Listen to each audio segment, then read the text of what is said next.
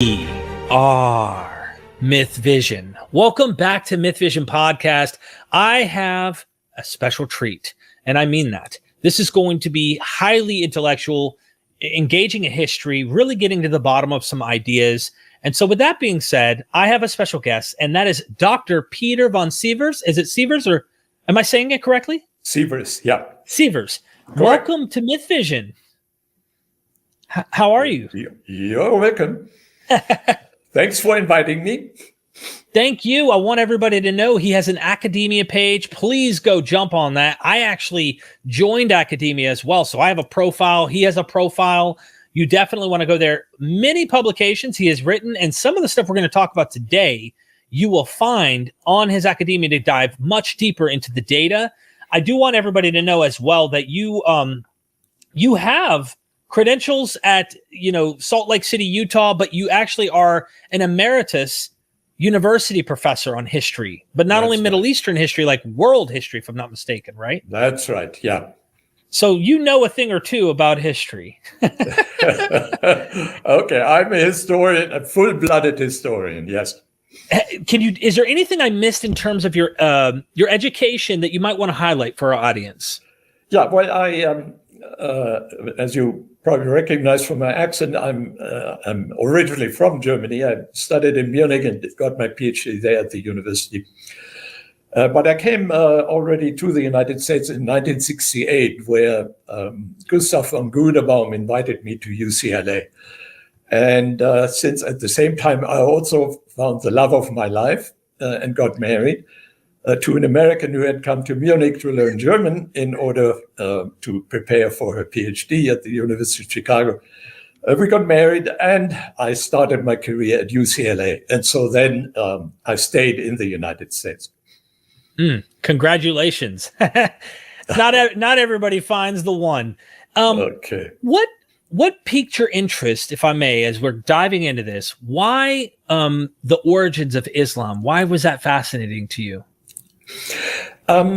I shortly after finishing high school, a friend and I wanted to go to Algeria, which at that time was fighting for its independence.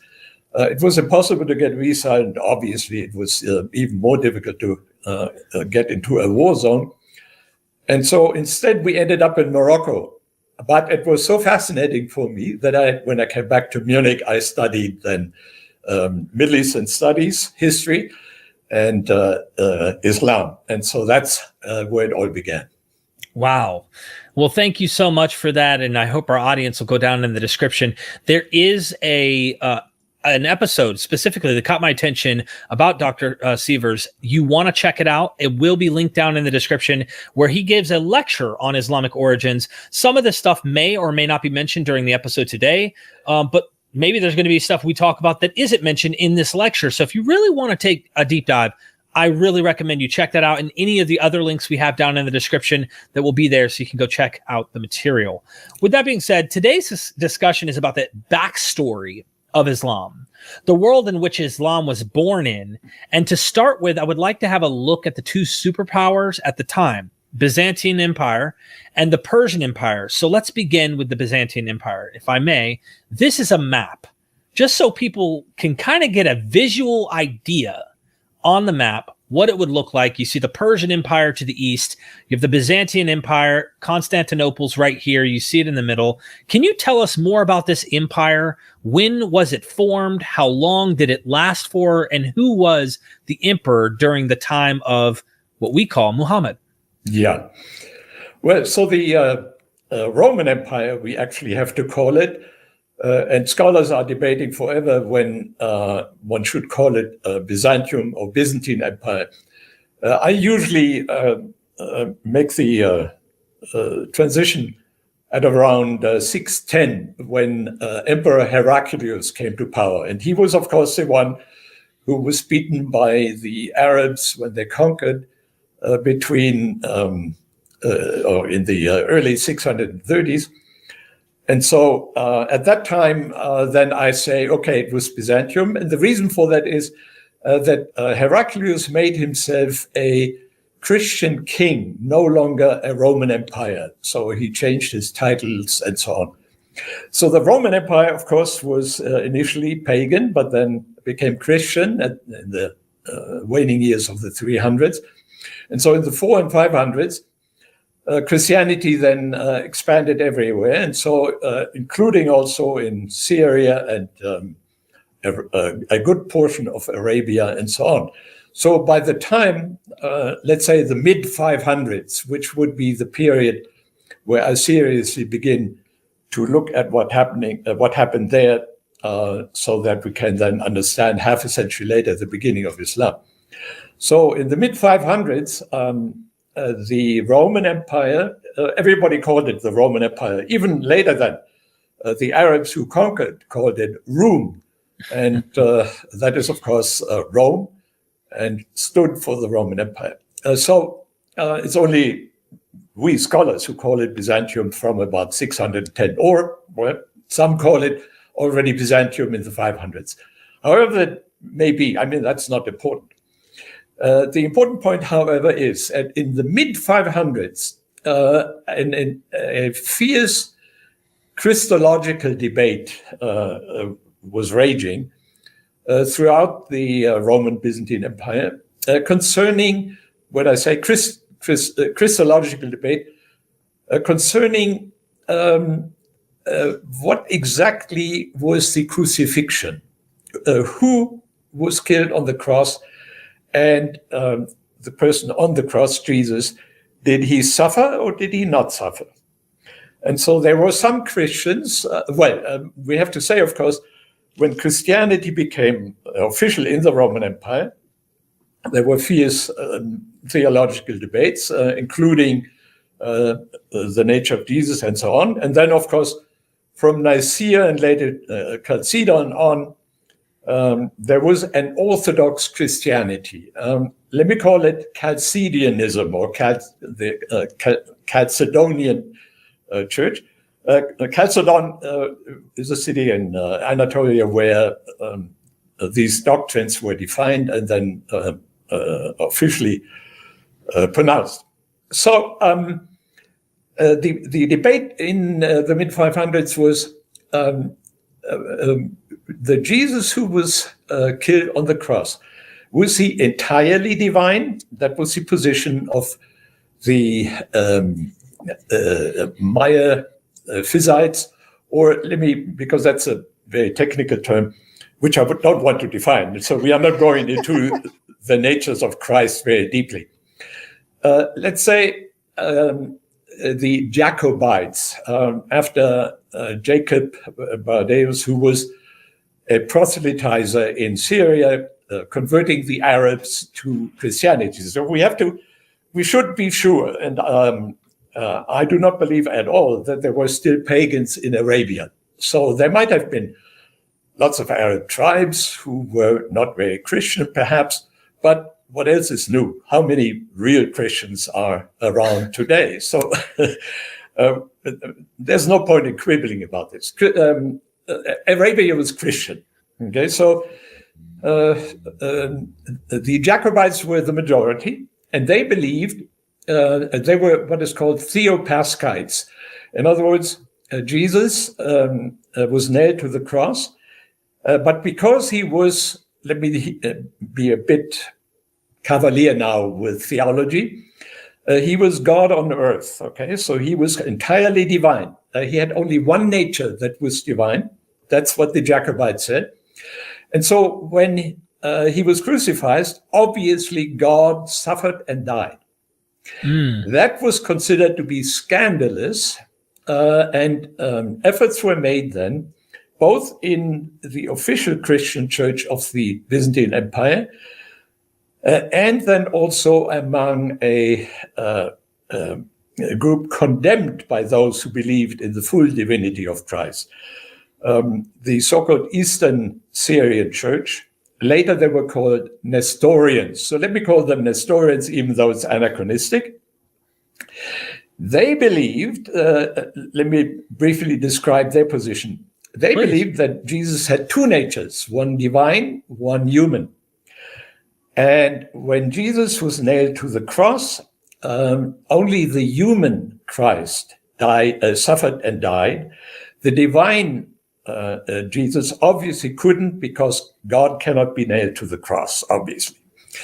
So the second position, which we might describe as, let's say, more rational, but it was very difficult to fully combine the two natures. So there were always debates on, were there two persons? Was there one person? How many natures, and so on? Let me make this brief. The people who later became the Nestorians, the Eastern Christians, were essentially pushed out. This was after Ephesus in 431, pushed out of the Byzantine Empire and became the Christians in, now we are turning to the Sassanid Persian Empire. So they settled there and built up the Eastern Christian Church, which continued to adhere to this new nature theory.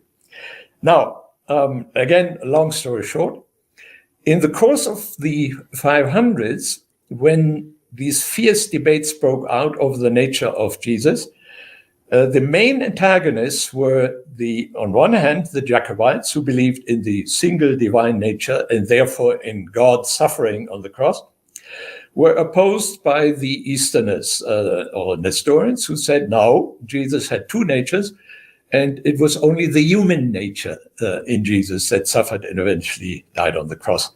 The reason why I'm getting, and of course then there was a middle position, which the Byzantines tried to take, because of course they had a strong imperial interest in having all of the different Christian churches, essentially then from the second half of the 500s onwards, to be one, under one patriarch in Constantinople. And of course also there was the Pope or the Bishop of Rome, and also under the Roman Byzantine authority.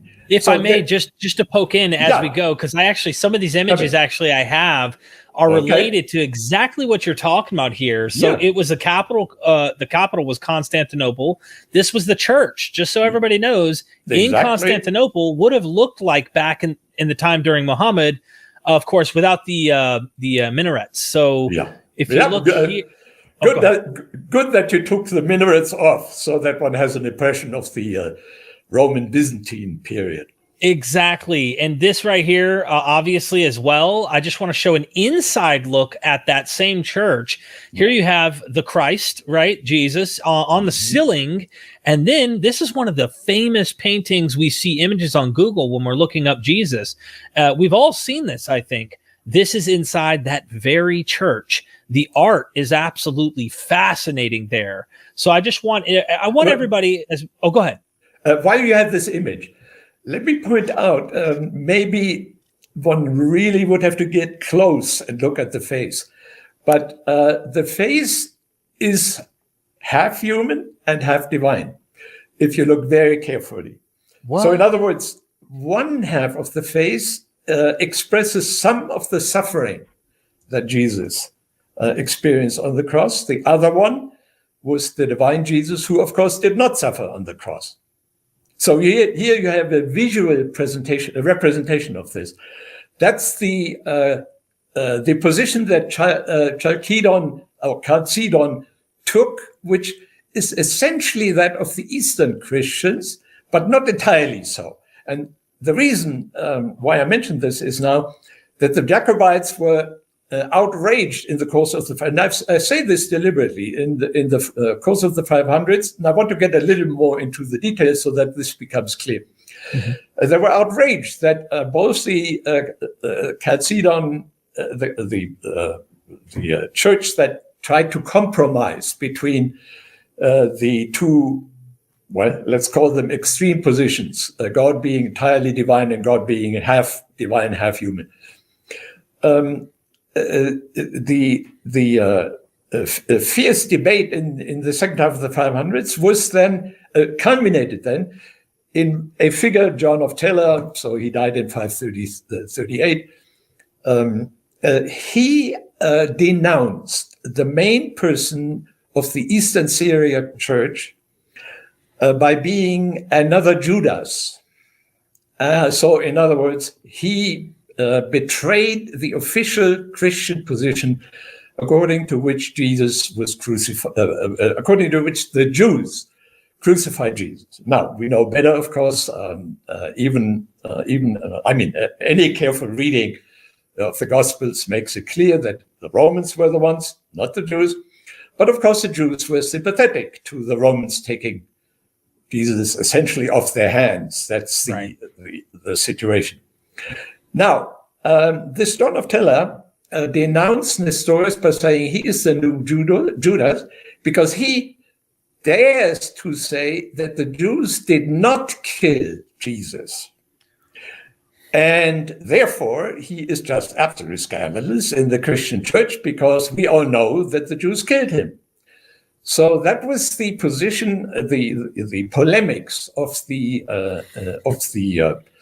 Jacobites, and the Quran picked up the polemics and also declared, Jesus was not killed on the cross. It only seemed to the Jews that way. This is a crucial verse in the Quran. It's 457, I think. I made a little note here, 157. If listeners want to write this down and check in the Quran. It's a crucial verse because already in the year 437, maybe 637, maybe 640. So in the last days of the Arab conquest of Iraq, the bishop of Nisibis at that time, Adiabene, Ishayah III, had apparently Arab conquerors who informed him what the Arabs were all about. And he said, well, we should not fear the Arabs who are in the process of conquering us, because like we, they do not believe that Jesus suffered and died on the cross. So here you have, in a nutshell, the beginning of Islam. This is great. Okay, I'm going to keep moving here with some images here. I want everybody to take a look here at the superpower of the time, the Persian Empire. This is the map and what it looks like, what it looked like, if you will, just to give an idea. Can you tell us some more about this empire? When was it formed? How long did it last? Or who was the emperor during the time of Muhammad? Yeah, so Iran, of course, is a very old empire. Way back, one of the kings of Iran was even a messiah according to the Bible. Because he was responsible for resettling the Jews, releasing them from the Persian Empire, so that they could return to Jerusalem and build the Second Temple. So there you have an old connection between Iran and or the Persian kingdom and Christianity. King Cyrus, Cyrus, right. Now, fast forward, the Sassanians or Ghassanids founded the most recent version of the Persian Empire, and in the throughout again the second half of the 500s, early 600s, they were in constant war with the Romans or Byzantium, and in fact they were usually more victorious than the Romans. The Romans were quite defensive, and in the last war, the one that was led by Khosrow II, so he was then eventually the last king, because he was overthrown by the Persians themselves in 628, when the Romans finally, under Heraclius, were able to defeat him. So in 628, that was, of course, the turning point. Heraclius was victorious. Heraclius, the emperor of Byzantium, was victorious. The Persians were defeated, and so Heraclius wisely, however, because he was not completely firmly in the saddle, he had come to power only through a coup in 610. He wisely let the Persians fight it out among themselves, and of course then in the subsequent years, with a lot of turmoil in among the Sassanids. Eventually, the Arabs were able to conquer all of Iraq and then ultimately Iran, and the last king of the Persians then was defeated. But the Persian Empire, or the Sassanid Empire, was extremely powerful in the second half of the 500s, and the Romans or the Byzantines found it very difficult to defend themselves. Now, because Iraq, so the western portion of the Sassanid Empire, was Christian in its majority, and Ctesiphon, the capital, or Madain in Arabic, was that's a nice I might as well just go through it so people can actually see these. Yeah. And your viewers should actually compare it to the Hagia Sophia in Constantinople, because it is just as impressive and imposing, showing you the enormous power that the Sassanids possessed. Yeah, there you have. I wanted to show what a recreation would have looked like. That's reconstruction, right? Yeah, that's what it would have looked like. This is what we have left, just to give you an idea. Yeah. Now, the Christians in Iraq, so those Eastern Christians who were denounced as followers of Judas, believing in the two nature. Followers of Judas. In the two nature theology of Jesus. And that was, even though it was a polemic, originally a polemicism of the Jacobites in Syria, it was picked up by the Arabs who were forming the Islam in the first decades of the 600s. If you want to, we can come back to this quote formation of the Quran as well. But it is important to be aware that already in 637, so in other words, about 8 years, 632 is a traditional date of the death of Muhammad. I'm not so sure, it might have been earlier, but that's a secondary question. Be this as it may, it was just a few years after the death of Muhammad. Already at that time, the Christians in Iraq knew, via Ishaya III, knew what all of these conquering Arabs were all about. In other words, they were, Christian, but maybe not quite along the official line. But who represented the official line anyway? Chalcedon, but they were contested by the Miaphysites, as well as the Eastern Christians, although they were outside the empire, and so therefore they did not have any particular power political connection with the Byzantine. Nevertheless, Heraclius made an effort to re-invite the Eastern Christians into the larger church, Chalcedon. Heraclius was almost desperately concerned to bring the Christians back together, particularly after he had lost Syria to the Arabs, which happened by 640. So at that time, he was just desperate to reunite all of the Christians in order to have something to resist the Arabs. So ask me further questions. Yeah. So during that time, there was a version around this period, if you don't mind, like a version of what we call COVID-19. It was the Justinian plague, which caused huge devastation across the empire. Can you tell us more about this plague and the scale of the devastation this pandemic caused? Yeah. One cannot draw any particular connection between the plague and the Christological developments that we have just been talking about.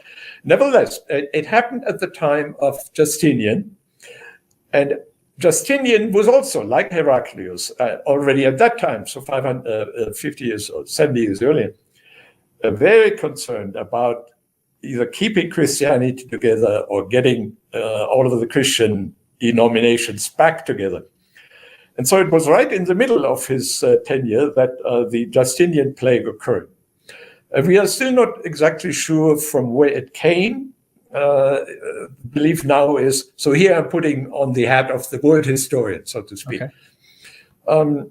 historians think maybe that it came from East Asia, but that is still debatable. Furthermore, it's also not completely clear how that plague developed, because, of course, we know one form of the Black Death is connected with rats. Another form is transmitted directly and doesn't need the rats. So whatever the background there, it was, of course, devastating in the middle of the second half of the 500s. But it was a first cycle. We don't know how many were killed. But what is important is there were repetitive cycles reaching way into the 700s. And an interesting detail here is that the Umayyads, the first Caliphal dynasty who came to power in 660, they suffered these periodic recurrences of the Justinian plague, and instinctively they knew that they shouldn't stay in the cities on the coast of Syria, or in the interior. So we're talking about Caesarea, Damascus, Jerusalem, Hems, whatever. They shouldn't stay in the cities, but should go into the clean air of the desert, where the, quote, vapors of the Black Death wouldn't hit them. And that's actually part of the background for the Umayyads having these wonderful castles in the Syrian desert that are architectural jewels. Also the paintings there. I mean, we all think that Islam is aniconic or against images, but the Umayyads were great lovers of frescoes, even of the naked body and of banquets and what have you.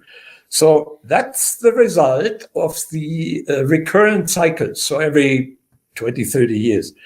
And eventually the Black Death petered out only in maybe the 720s, 30s.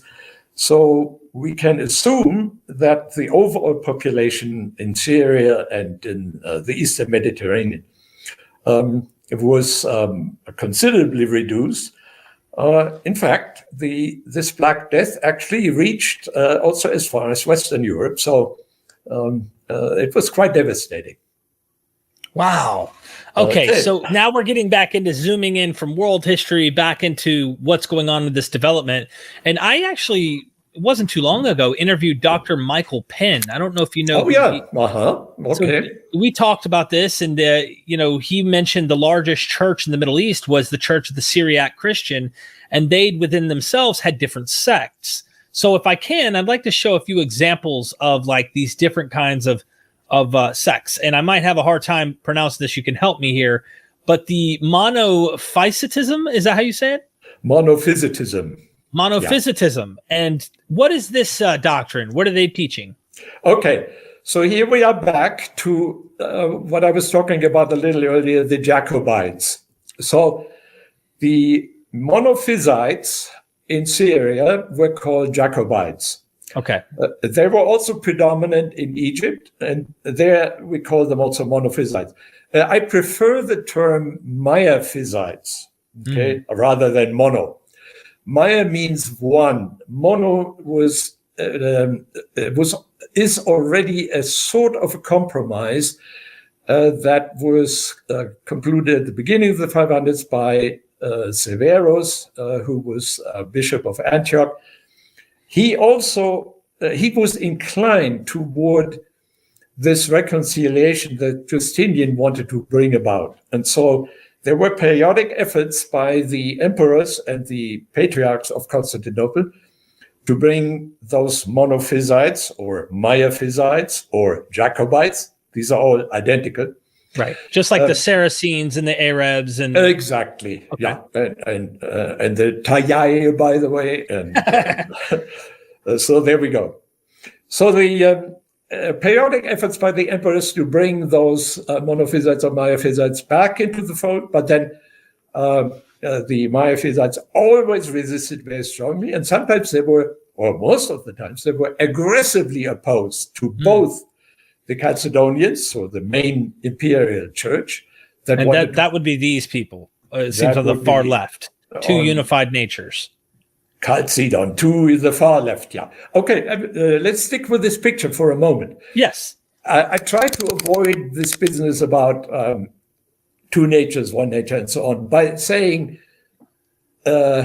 Christians who said Jesus had only one nature, and that's, of course, the far right, divine, which in many ways is the, how shall we call it, the most natural attitude anyone would take towards Jesus, because any person one looks at obviously has only one nature. I mean, we are talking now here, and I presuppose in my conversation with you that you are not split into two natures. Right. So the common sense attitude is Jesus could have only had one nature, and of course, if you have to choose between the two, he had to have a divine nature. That's the most natural position one could take. And so therefore, that was the reason why the Miaphysites or the Jacobites were so attractive in the 500s, and why they had so many supporters, and why the Chalcedon church was so much on the defensive. Now, the one people with the what is called here two separate natures. Two separate nature Nestorian. Unfortunately, this is wrong. Nestorianism does not talk about two separate natures. It talks about also, it talks about two natures, but it talks about one person in whom these two natures came together. So that is very different. And obviously, it's as close as these guys with the two nature people could come to the idea that the common sense approach that anybody would take is that Jesus was divine. Nevertheless, it was very important for the Nestorians to say, now wait a minute. It is incredibly important that Jesus had a human nature, because otherwise we cannot explain the suffering and death of Jesus on the cross. And anyone who is not prejudiced and reads the Gospels, particularly Matthew, well, Mark just as much, is struck how human Jesus is in the Gospels. In fact, I grew up as a Lutheran Protestant. For me, it was completely natural that Jesus was primarily human and only secondarily divine, because how could he have saved me or the other Protestants? How could he have saved us unless he had sacrificed himself? So you can see here how one's feelings are torn, really, between the one and the other Jesus. And so I'm commenting here, by the way, very sympathetically about theological positions, you see. Right. I'm not talking about a historian in this particular case.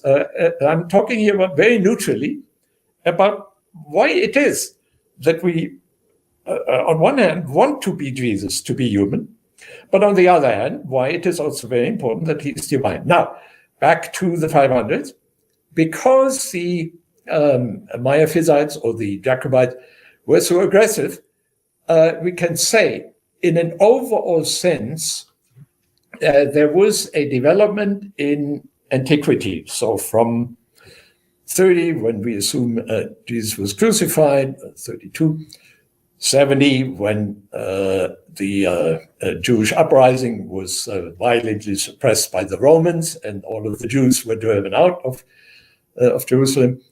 From that period on, in all antiquity, the more aggressive development was towards the divinization of Jesus. So Islam came at the culmination when this divinization process occurred. And Islam is, of course, the backlash. Okay, Jesus was made human again.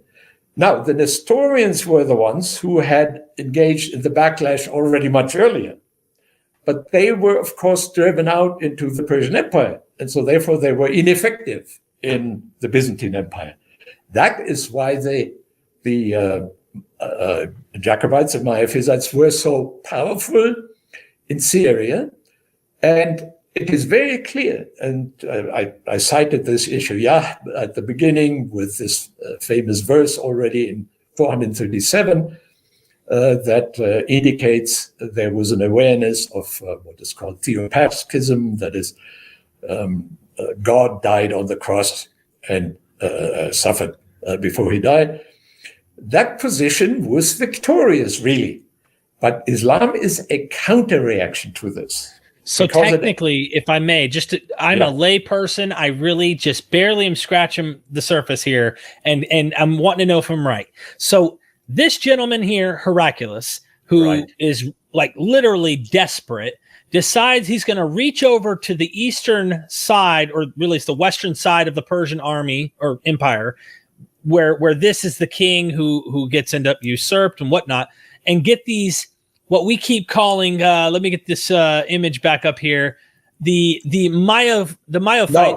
No, he wanted to get the Nestorians.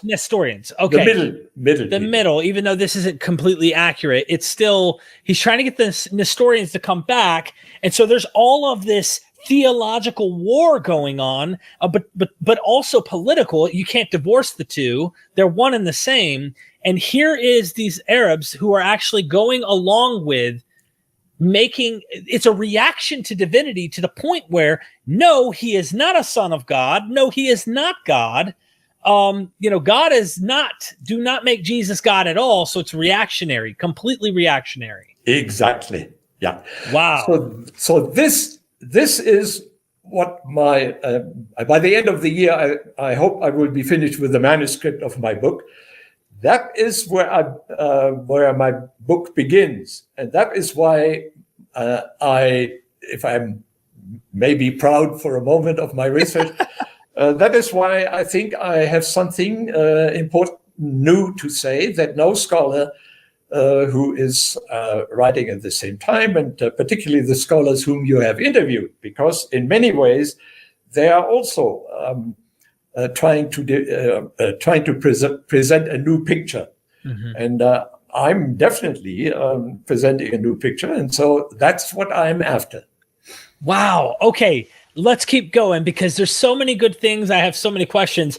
I would like to move on to the border patrols, if you don't mind, because we're talking about the differences, and you did a wonderful job explaining that. I was going to ask, is there any other group of Christians that we didn't mention that might be, just before we left, that are not really popular, aren't really mentioned, but they're there? And the reason I ask, in light of this, all of these groups you're talking about, are they all using the canonical text? Because it seems like there's awareness of literature in the Quran, like pseudepigraphical literature, that I thought that was extinguished. I thought that in the 300-400s, they had gone around and completely destroyed all of this heretical literature.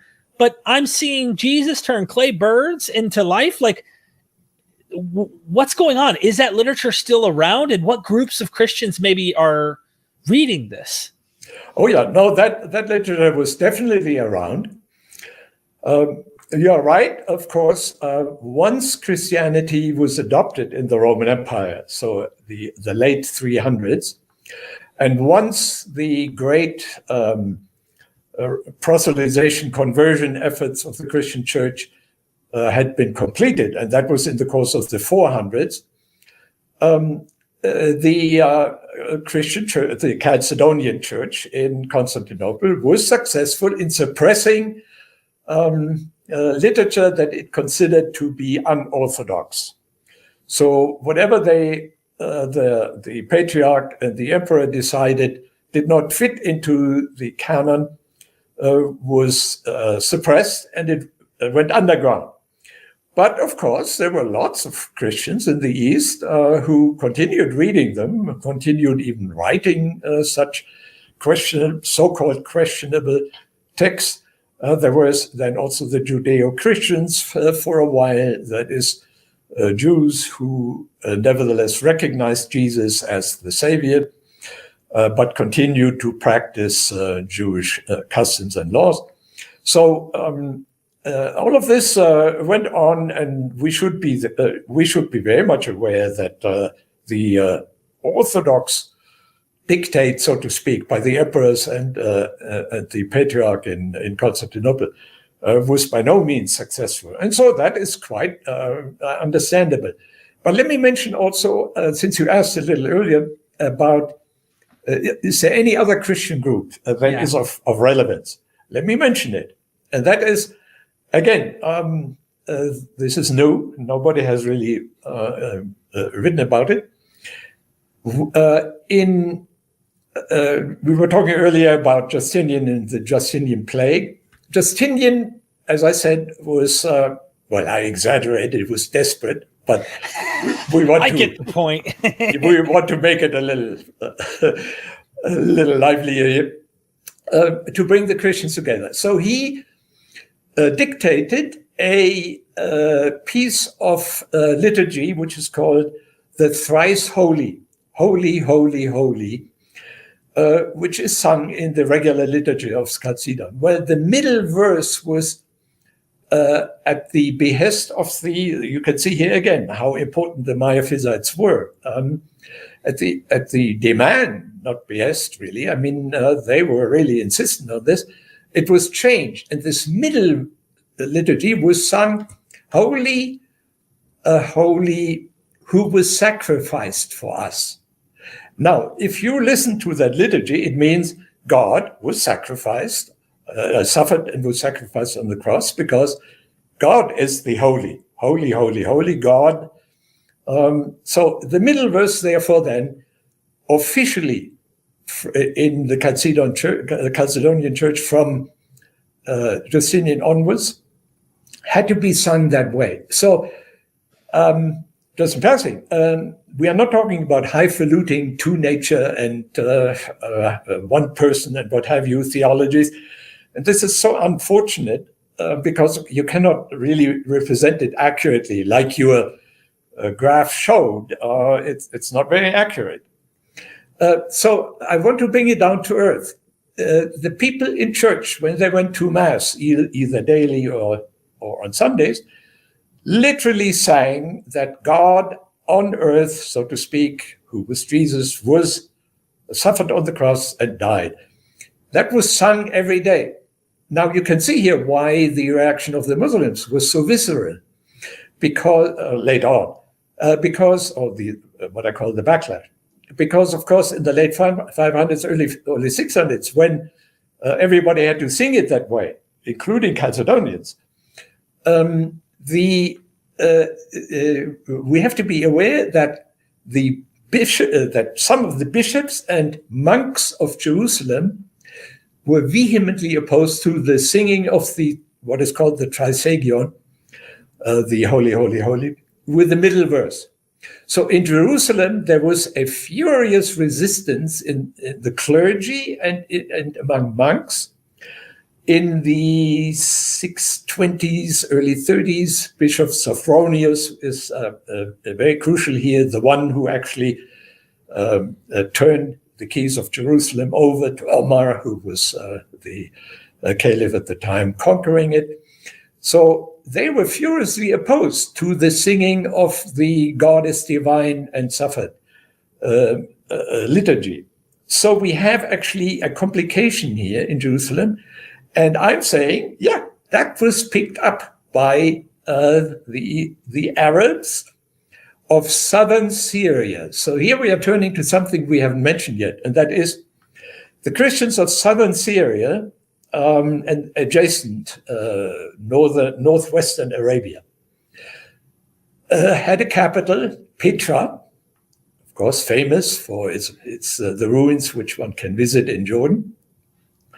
Petra was probably, cannot be proved without some doubts, but probably was the city in the vicinity of which Muhammad, if we think that he was the unnamed preacher in the early 600s, where he received the beginning of the Quran, the early revelations. So he received them in Petra, not in Mecca. Mecca did probably not even exist. The first time it was ever mentioned as existing dates to 692. So this is way later. in an apocalypse, the so-called Edessene apocalypse, that was published at that time at the end of the 600s, when the conquests were long over and Islam was beginning to form. So if we assume that the earliest revelations came to a preacher, later called Muhammad, but unnamed in the early or in many portions of the Quran. I shouldn't say early, by the way, because I don't believe in it either. But that's a different point. You can ask me about that later. Okay. So if we assume that an unnamed preacher lived in Petra or environs, I call the area Madian, or the Romans called it Palestina Tertia, the third Palestine. Madian is the old biblical description, because the Midianites, of course, are very important in the Old Testament. In that particular area where I think the Quran was revealed, and where the particular Arabic that the Quran represents was developed. I mean, that's where it originated, probably in the 500s. Marijn van Putten might have told you about that, although I don't know. I mean, that's one of his points, although he is not at all in favor of the Madian theory that I mentioned. Anyway, if the Quran indeed began there, it is very likely that this early preacher, of whom we have to think that he was highly sophisticated theologically, so he had read not only the canonized Gospels, but also the suppressed literature. One basic methodological principle always, apart from working only with historically verifiable record, is that one should always think of protagonists being of the highest sophistication. They are never dumb or uneducated. So Muhammad, this nameless preacher in some portions of the Quran, clearly has to be supposed to be fully familiar, including the Jerusalem patriarchs or bishops who opposed the Trisagion. So in other words, in a way, Jerusalem was Nestorian. And that's why I am so interested in this connection of what the Nestorians had to say about Jesus suffering and dying on the cross, not God suffering. That's why it is so interesting that this Jerusalem position is exactly the position that then reappears in the Quran, because the Quran is not entirely clear about whether there wasn't also a divinity in Jesus. If one carefully reads the particular verse that speaks about the Jews did not kill Jesus, it does not deny that that Jesus was not divine.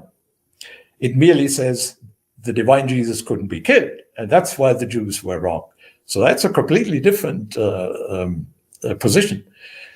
So that's why it is so important to say, okay, Petra is part of the picture, and that's where the early revelations began. And we don't even know whether there was any Meccan connection. It could be that this preacher in way north, eventually in 622, that's of course when the rise of Medina begins. That's the famous hijrah, that he made a hijrah from the north to Medina, not from Mecca. And that Mecca came into existence only later, perhaps by dissidents from Medina. But that's a different story, and that's a bit speculative, and I don't want to go into. This is fascinating. I'm going to keep going because some of the stuff you're mentioning is relevant to what we're going to get into, and I'll have more questions, of course, as well. So let's move to the border patrols real quick between these two empires, what we call Byzantium or Byzantine and Persian, real quick here, just to give people a visual. And I'm going to probably butcher the names, but I'm going to try the Ghassanids. Well, in Arabic, you would say Ghassanids. Ghassanids and the Lakhmids. And the Lakhmids, Lakhmids, who were Romanized Arabs and personalized Arabs. And we have an inscription for these Romanized Arabs from 568 AD in southern Syria. But before I show those inscriptions, here's a modern day analogy for our viewers so they can understand. And I want them to see this little post here. This is Arabic and French, the sign. Here is that sign in Lebanon right now, which is in French and Arabic. As Lebanon was under the French rule, and in Lebanon, French is their second language. Likewise, I'm going to show you an inscription in South Assyria from these Romanized Arabs, and this is something that I believe was in Robert Hoyland's work, just to give people the inscriptions on the wall here, but also here it is in black and white, so you can actually read what's going on.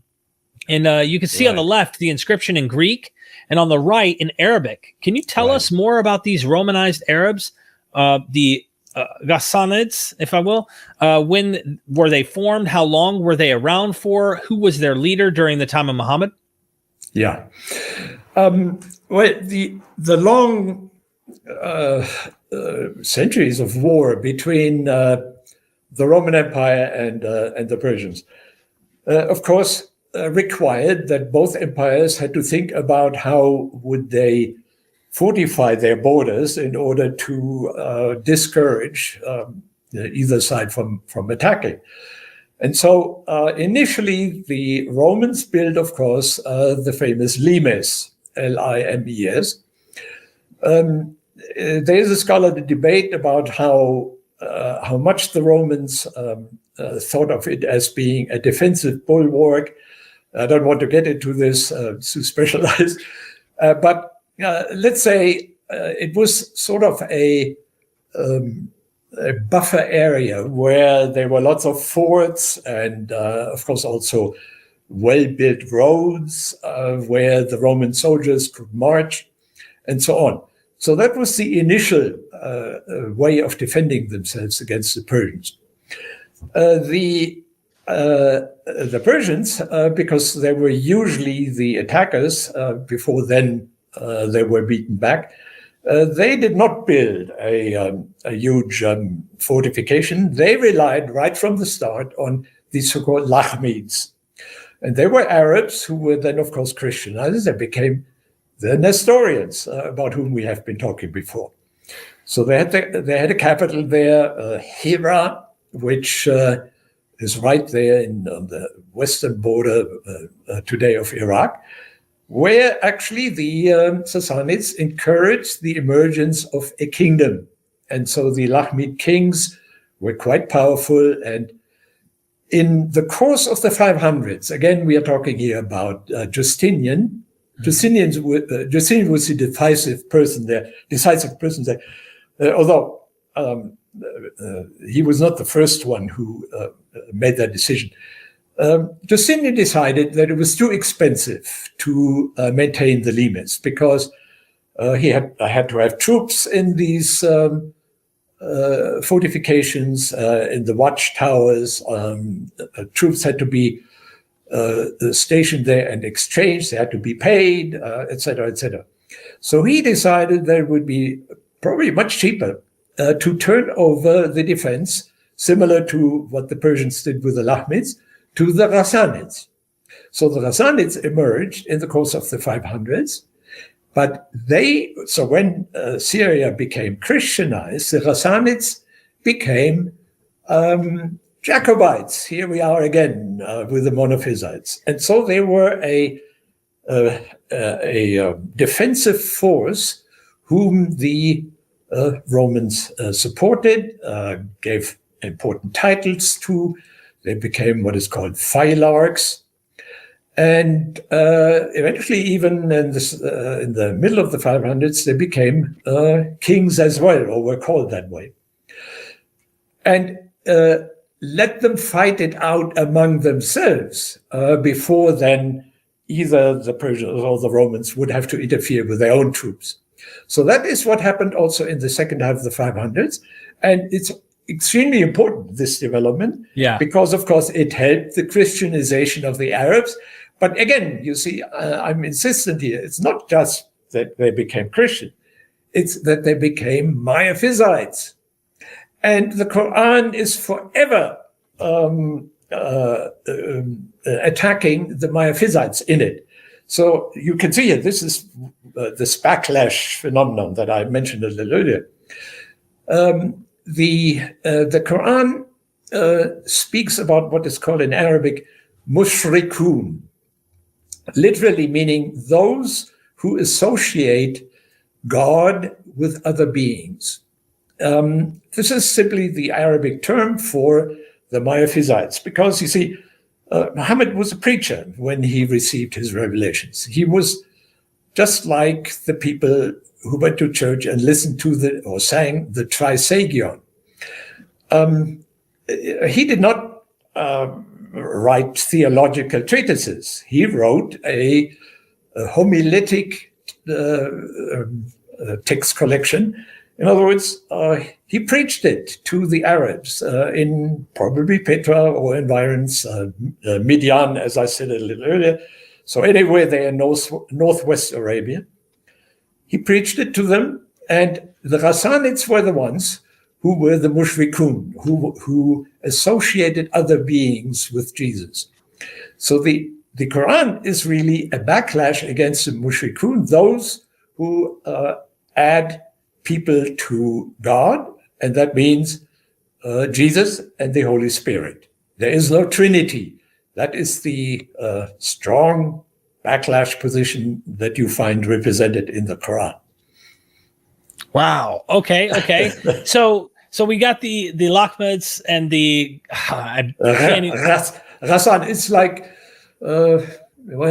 it's not a sound you have in the English language. Yeah. But you pronounce it way deep, like the French would pronounce their Ghassanids. Yeah, Ghassanids.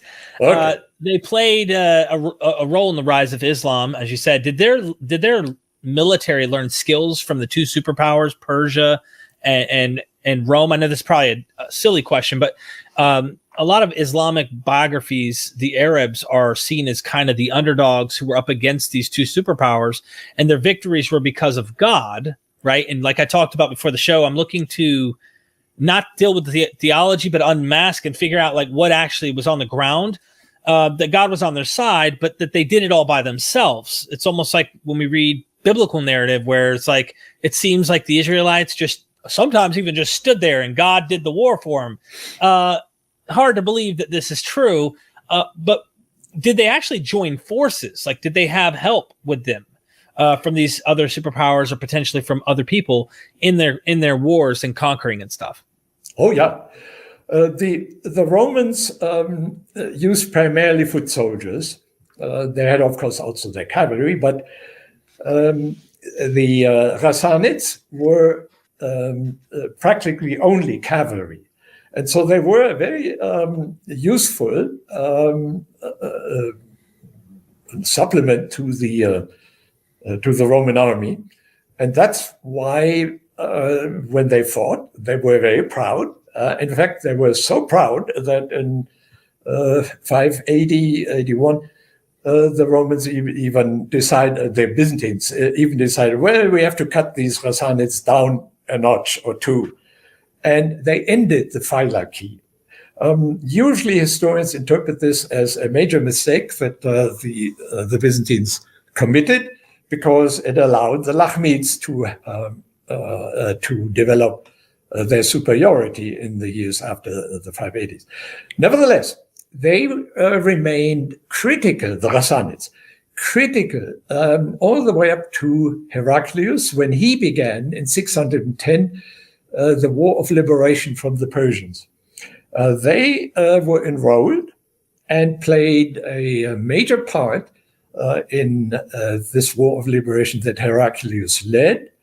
And in fact, there's even a scholar, you might actually also try to interview him,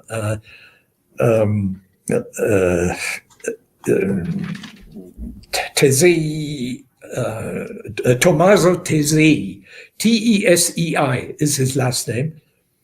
He's now with a Korean university, but I think he is, I don't know whether he's Italian-based now or still in the United States, but he's associated with this Korean university. If you Google him, I'm sure you can find him.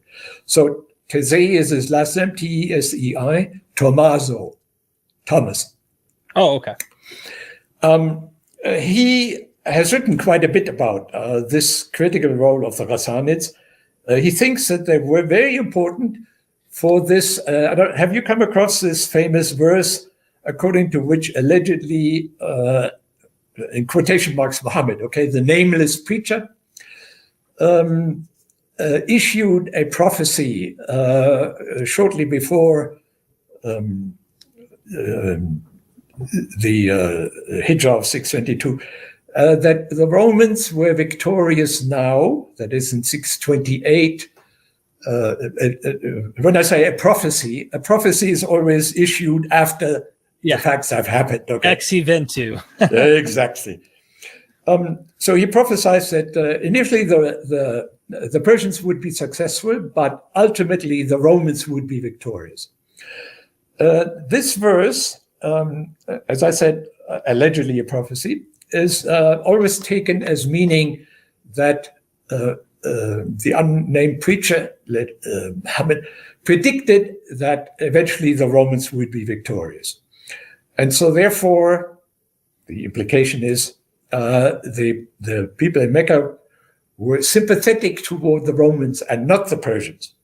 We have not a shred of evidence about that. That is historically undocumented. In fact, it was probably the other way around. So in other words, it said that eventually the conquering Arabs would defeat the Byzantines, and indeed they did in 636. So the new reading of the Quran, which is not original with me. I mean, it's well known, but scholars are divided whether they should read it as this prophecy about the Persians being defeated and the Romans eventually, or the other way around. That is what Tesei has researched. And this is important because in 622 then, when the Hijrah happened, and then in the subsequent years until the official date of Muhammad's death in 632, so 10 years later, these were the years, 10 years, of gradual conquests by Medina, beginning with the surroundings of Medina, Mecca perhaps. We are not sure about this. We have not a shred of proof. The only thing that the Quran says is that there was an encounter by the people of Medina and the people of Mecca in the valley of Mecca. That's the only mention that the word Mecca has in the Quran. That ultimately, of course, the people of Medina prevailed. Anyway, the important point here is when this gradual expansion of Medina occurred, somewhere around 629, it's very difficult to determine exactly, a messenger was sent to the Ghassanids telling them, give up your version of Christianity, adopt ours, because the message that Muhammad preached was there's only one God, and that Jesus was a prophet, and whether he was killed or not, as the Quran says, that is unknown. So it was not yet clear at this time, 629, what the situation was. So he sent a messenger up to these Christian Ghassanids, telling them, join us against the Romans, and we together conquer Rome because it's the promised land. The Jews have forfeited Jerusalem. The Romans have conquered it, but now we are coming and we are conquering Jerusalem from the Romans, help us, be our associates. So that was the functioning, the final function of the Ghassanids. They helped the conquering Medinans in the 630s to conquer Syria. Wow. This is something that you don't hear every day. Okay, Nope. okay. So let's dive a little deeper here, if you don't mind. Now Yeah. I'd like to move on to the possibility of the location of Mecca and Medina not being in modern-day Saudi Arabia, but somewhere else. And I have some early sources which I found in Robert Hoyland's Seeing Islam as Others Saw It that I'd like to show. The first is about Mecca, and this is found in the Byzantine Arab Chronicle 741. And this one right here, he came finally to Mecca, the home of Abraham, as they think, which lies between Ur of the Chaldees and the city of Haran, Karas, in the desert.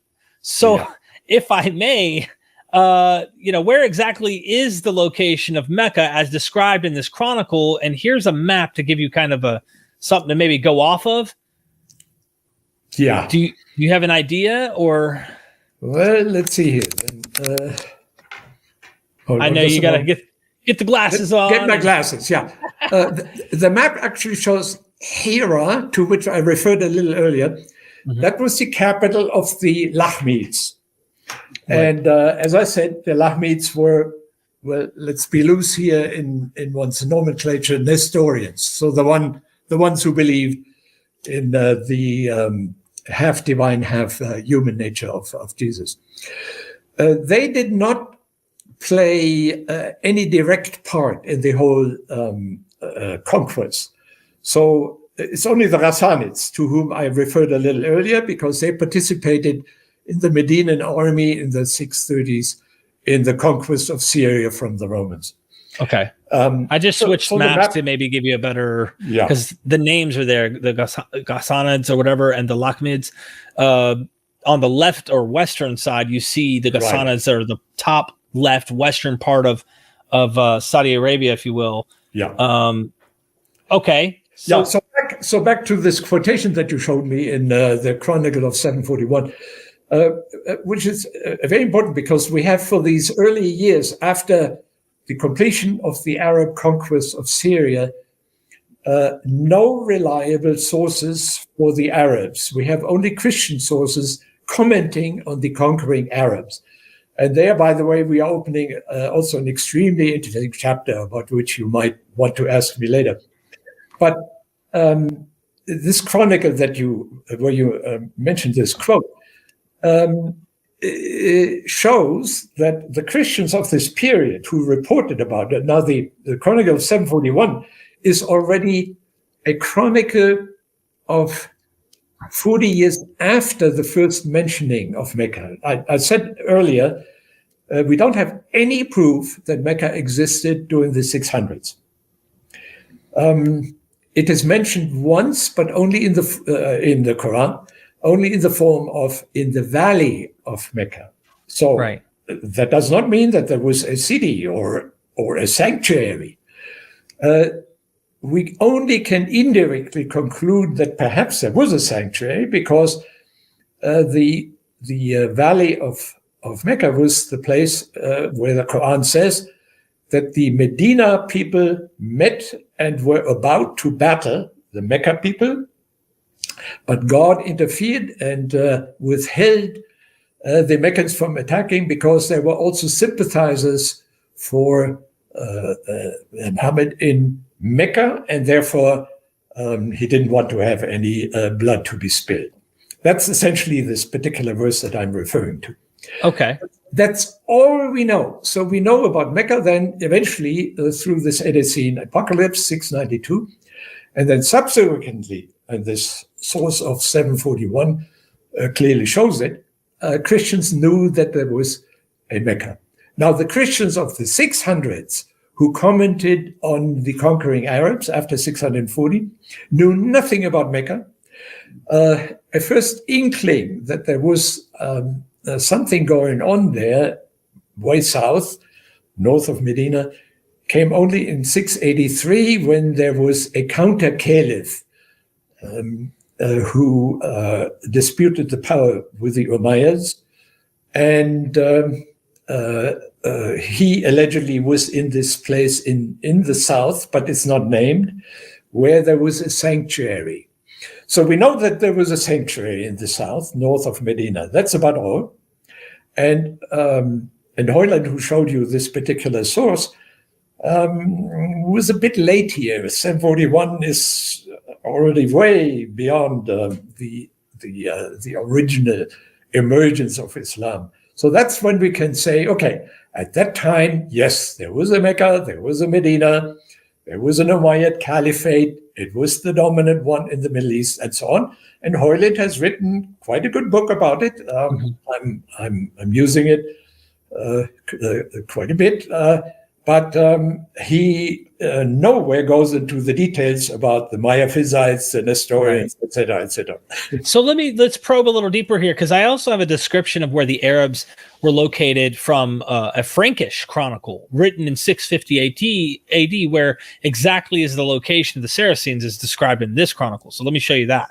This one right here, and it says the Hagarenes, if I'm saying that right, the Hagarenes. Yeah, that's another name, by the way, for the Arabs. After Hagar, the slave wife of Abraham. I'd like to get into that a little bit too, if we have the time.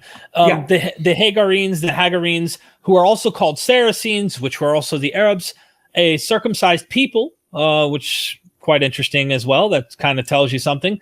Who of old had lived beneath the Caucasus on the shores of the Caspian in a country known as Ercolia.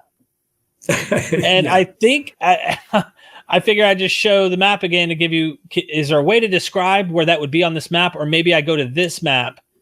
Where would it be describing? Okay, you would have to go into, let's say, the northwestern border of, it says actually, if your readers can read it, Albania. You see that right next to the Caspian Sea. I'm looking now. So it would be between the Black Sea and the Caspian Sea. Okay. And there it says on the coast of the Caspian Sea, Albania. Got it. Okay. That's where roughly this particular source locates them. That has to do a lot with apocalyptic speculations at that time. That's again another chapter, the famous Alexander legend up there in the northwest. So yes, there were lots of Christian speculations in the 600s and 700s, particularly in the apocalypses that became quite numerous in the early 700s. There's a lot of speculation then about where the different places are to be located. There's, of course, also the famous early map that allegedly locates Mecca under the name of Makuraba. Have you come across that? No. Oh, there's also long speculations about that. Oh. So the so-called Ptolemaic map. But the upshot of all of this is there's not a shred of evidence about where to locate all of that.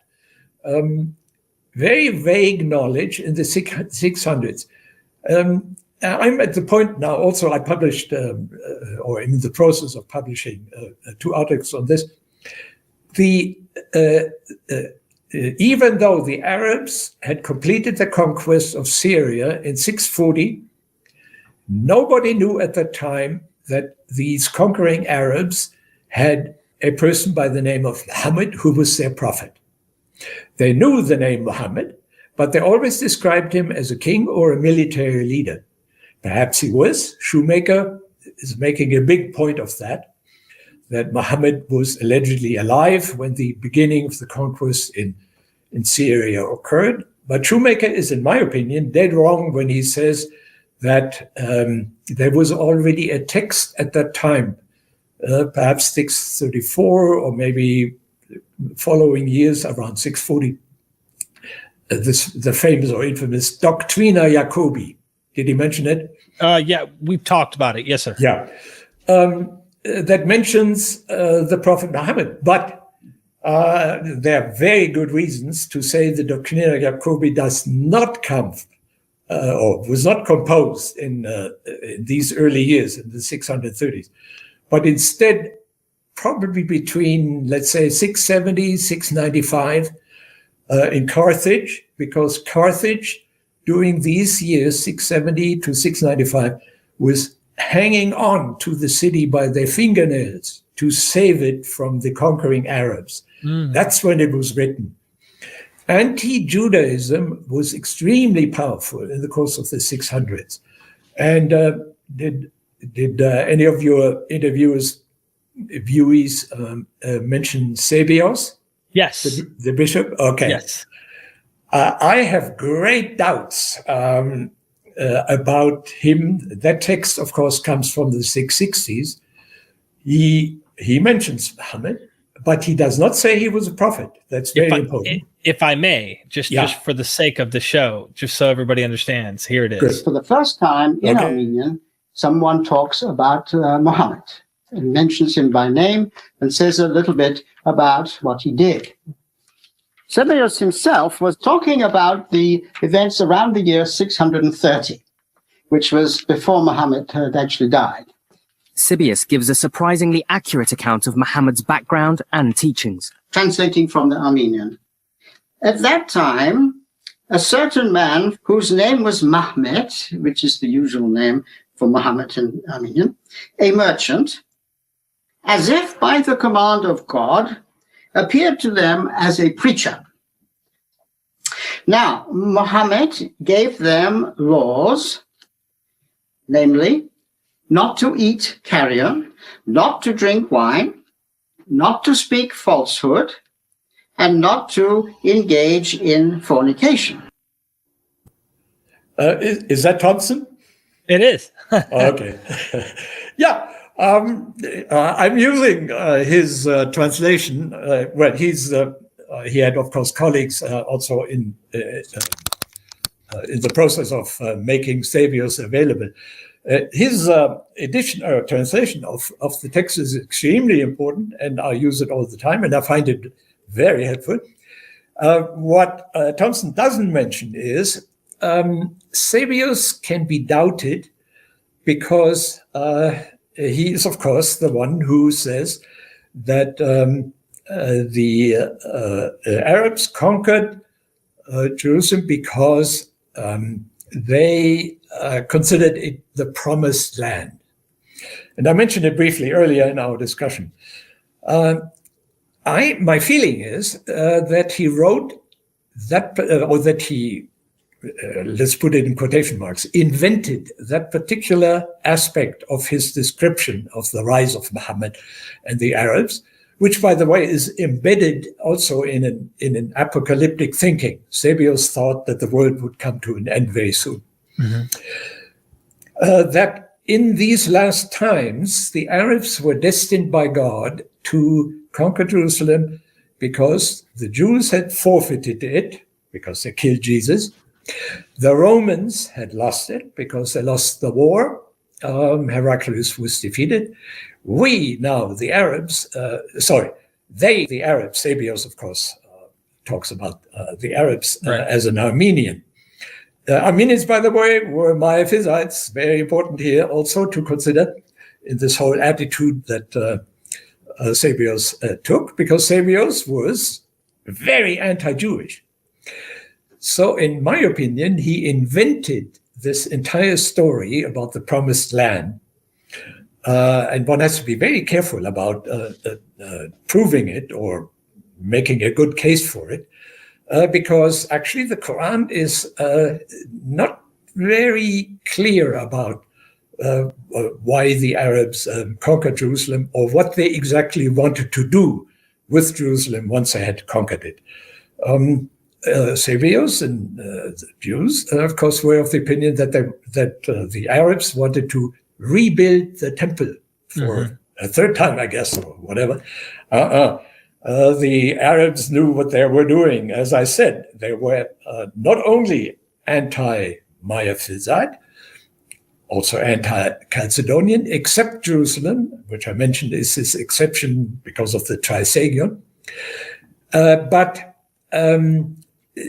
they wanted to have something completely new. They wanted to have their own sanctuary there. And of course, Abd al-Malik built the famous Dome of the Rock, which is one of the most famous sanctuaries that the Muslims possess.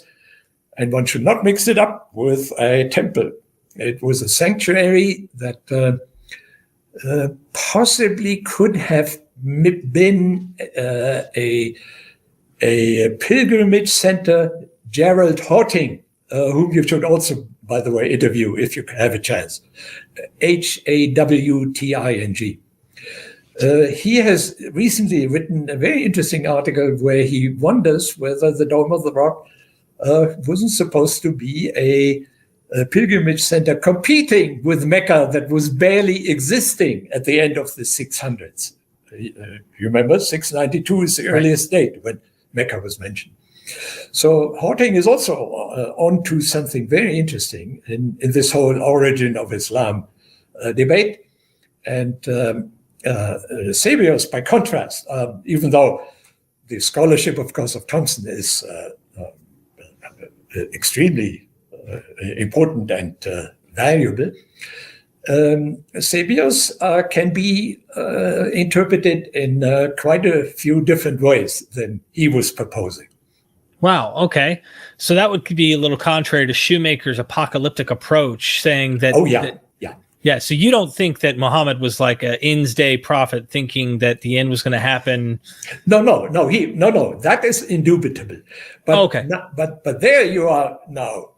I was thinking that the mission, there's this mission concept that he talks about this, or at least it's in line with what we've seen with Crone and Patricia Crone and Cook and Michael Cook, yeah. Right. And then of course Hoyland had he's not so sure. He's very open to being not sure about anything. But it seemed to me when I read some of this literature where it talks about the Saracens or the Ishmaelites and the Jews are going to conquer together. It seemed like they had some type of almost like here's our contract. We have a contract to capture Jerusalem. And then there's some apocalyptic, it sounds like apocalyptic, but it could be what I think Shoemaker thought was a copy of Joshua's conquest, this idea of going up and conquering Jerusalem again. And it lists like the 12 tribes of the Ishmaelites. That's yeah. Okay. So you think that's a complete fictional... Oh, yeah, that's entirely fictional. Okay. Now, Shoemaker is perfectly correct by saying that the motivation for the conquest, although we have indicators of that motivation only from the 634 onwards, so not the early period after the establishment of Muhammad, of the preacher in Medina. But Shoemaker is perfectly right. At that time, in the 630s, the Arabs were driven by the idea that the world would come to an end soon, because that's, after all, what the Quran is all about. The world will end soon. We hear it still today. Like the Hadith says, I did this, see the gap between my finger? That's how close. Right, exactly.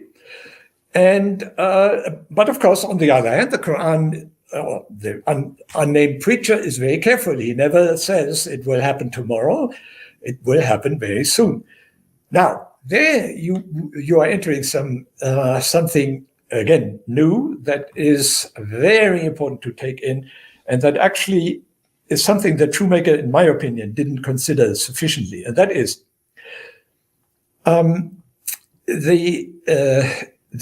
Quran up to 622 is actually a Quran that preaches, yes, the end of the world, and is also opposed, of course, to the mushrikun, those associators who think that next to God there was also a divine Jesus. So that means different versions of Christianity, obviously. Exactly. So that the entire early period prior to 622 was a peaceful period.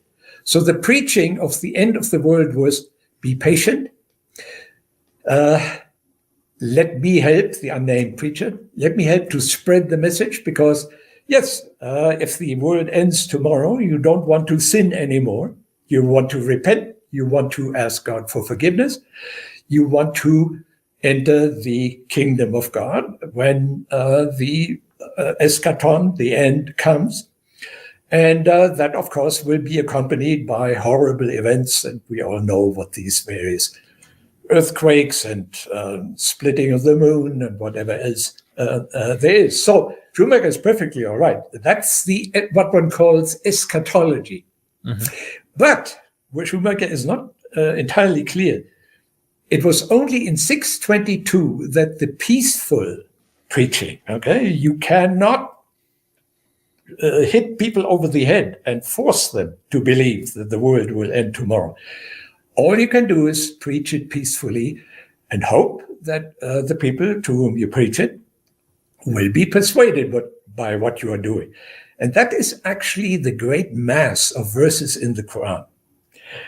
Only in 622, when Muhammad established himself in Medina, and that we know, 622 is a firm date. It's externally verifiable. The Nestorians are the ones who delivered the documentation for us, to us for this. Only then jihad was preached. And this is extremely important. There's a German scholar who made his name in analyzing the great prophets of the Old Testament, Carl Friedrich Pohlmann, Pohlmann,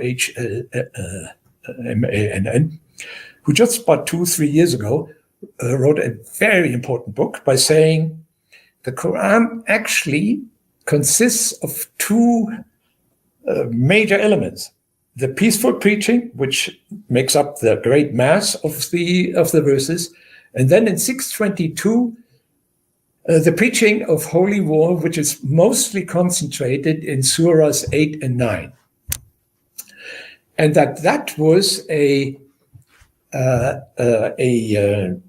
fateful event in hold on just a moment. You're fine.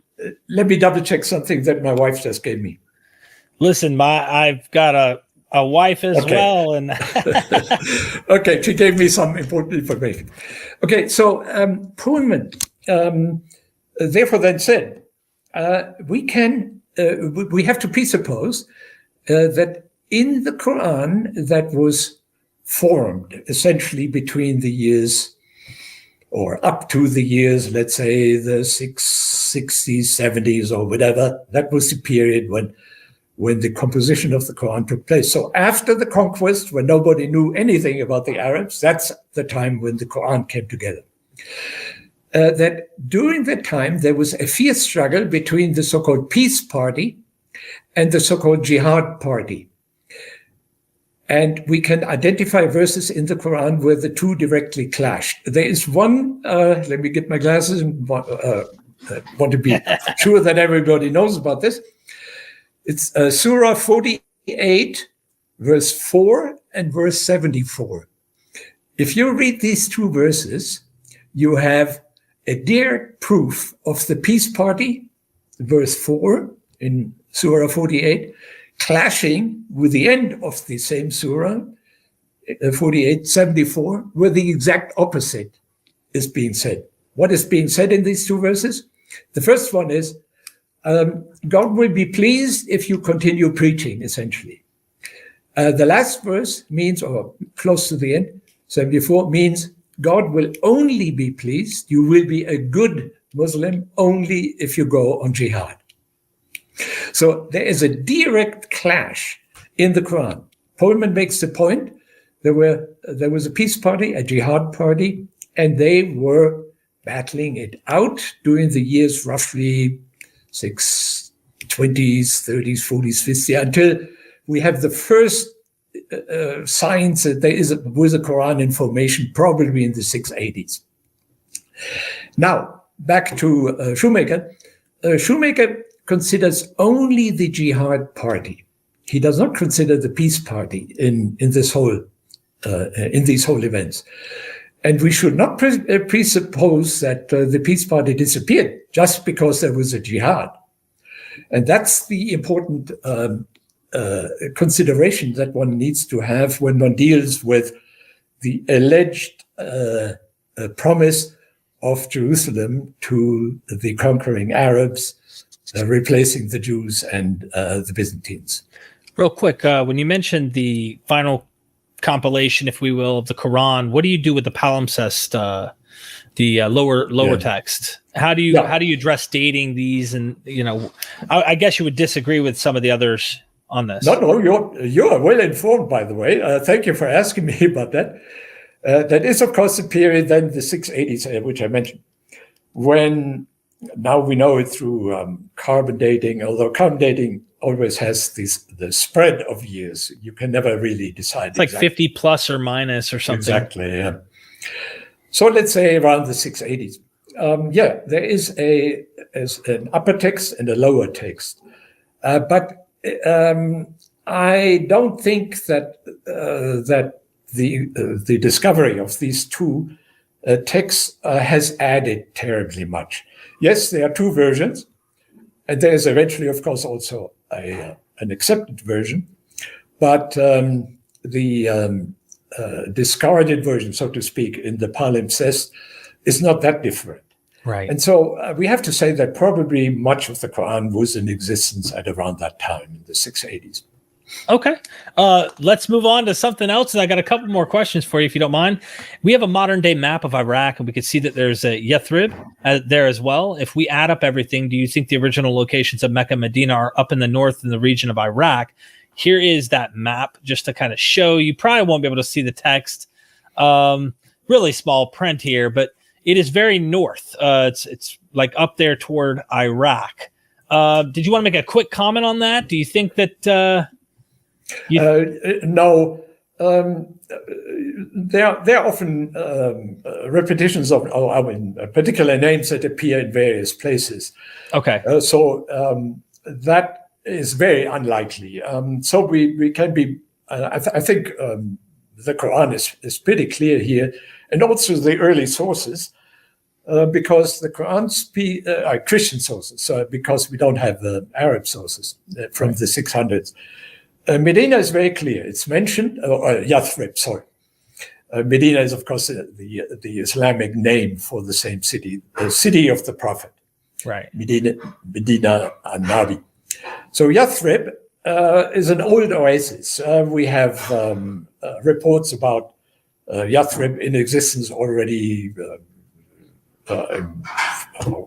early Persian Empire, etc.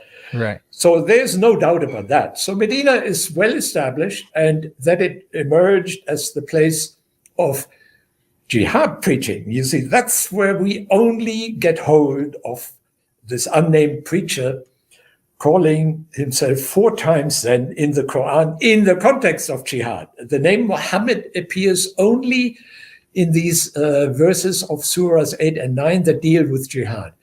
So the Quran is really split here in the sense. One wishes one could divide the Quran into the peaceful Quran and the jihad Quran and say, okay, the true Quran is the peaceful Quran, the one that preaches and does not call for holy war. Medina is well established, and we don't, even though Yathrib, of course, could appear also in other places, that's very unlikely that we should take that seriously. Right. But also the point now concerning Mecca, since Mecca was not known to have been in existence, Mecca is, of course, the Quran is the beginning of this. Houting is very much of the opinion that this whole transfer of what Jerusalem is or was for the Jews to Mecca.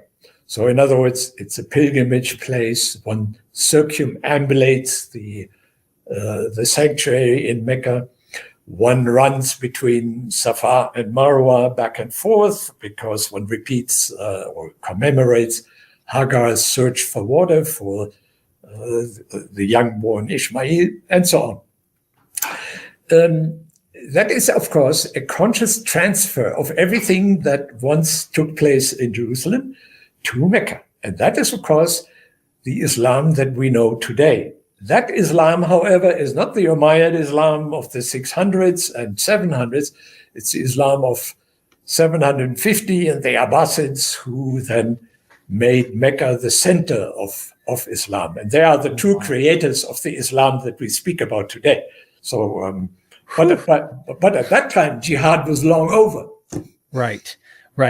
Okay, this is interesting. Some people say that Muhammad is a title like Caesar is to the Roman emperors, and that Muhammad is not his real name. Muhammad means the praised one, as you said, and his real name is shown in this hadith. So I'm going to pop up this hadith. I'm going to try and read this small fine print. This is probably not the best version of it. Let me get the highlighted version here real quick. Let me do this.